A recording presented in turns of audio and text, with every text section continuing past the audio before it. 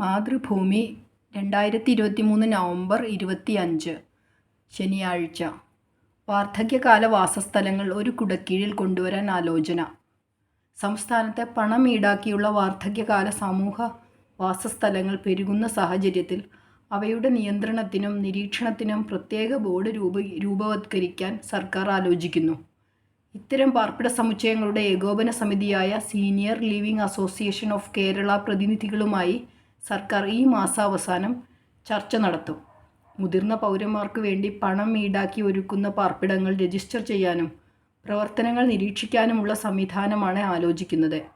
നിലവിൽ സാമൂഹികക്ഷേമ ഡയറക്ടറേറ്റിൻ്റെ കീഴിലുള്ള orphanage control ബോർഡിലാണ് ഇവ രജിസ്റ്റർ ചെയ്യുന്നത്.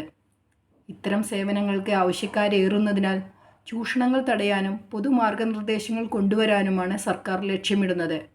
പ്രാഥമിക രൂപം നൽകാനായി KDISCാണ് മുൻകൈയെടുക്കുന്നത്. സേവനം 2 തരത്തിൽ. നിലവിൽ 2 തരത്തിലുള്ള വ്യവസ്ഥകളാണ് ഈ രംഗത്തുള്ളത്.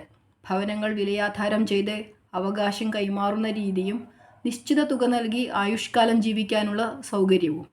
ആദ്യ വിഭാഗത്തെ പ്രത്യേക സംവിധാനത്തിൻ്റെ കീഴിൽ കൊണ്ടുവരേണ്ടതില്ല. താമസക്കാർ മരിക്കുമ്പോൾ ഭവനങ്ങളുടെ അവകാശം അനന്തരാവകാശികൾക്ക് കൈമാറും. നിശ്ചിത തുക നൽകി ദീർഘകാല കരാറിൽ താമസിക്കുന്നവർക്ക് മരണശേഷം ആ വസ്തുവിൽ അവകാശമുണ്ടാവില്ല. അവരുടെ മരണശേഷം ഉടമസ്ഥാവകാശം സ്ഥാപനം തന്നെ വീണ്ടെടുത്ത് മറ്റുള്ളവർക്ക് കൈമാറും. ഇങ്ങനെ പ്രവർത്തിക്കുന്ന സ്ഥാപനങ്ങളാണ് കേരളത്തിൽ അധികവും.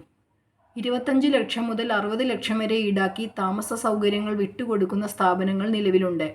ഈ രീതിയിൽ പ്രവർത്തിക്കുന്ന സ്ഥാപനങ്ങളെയാണ് സർക്കാർ നിയന്ത്രണത്തിൽ കൊണ്ടുവരാൻ ഉദ്ദേശിക്കുന്നത്. മുതിർന്ന പൗരന്മാരുടെ പ്രശ്നങ്ങൾ അഭിസംബോധന ചെയ്യാനുള്ള പ്രത്യേക സംവിധാനം ആലോചിക്കുന്നതായി ചർച്ചകളിൽ പങ്കെടുക്കുന്ന തിരുവനന്തപുരം പുളിയറക്കോണത്ത് റിട്ടയർമെൻറ്റ് കമ്മ്യൂണിറ്റി ഒരുക്കിയിരിക്കുന്ന എലൈവ് ലൈഫ് സ്പേസ് CEO ബ്രഹ്മപുത്രൻ പറഞ്ഞു. മലയാളികളുടെ ആയുർദൈർഘ്യം വർദ്ധിച്ചത് കണക്കിലെടുക്കുമ്പോൾ ജോലിയിൽ നിന്ന് വിരമിച്ച ശേഷം 25-30 വർഷം വരെയെങ്കിലും ജീവിതം ബാക്കിയുണ്ടാവും.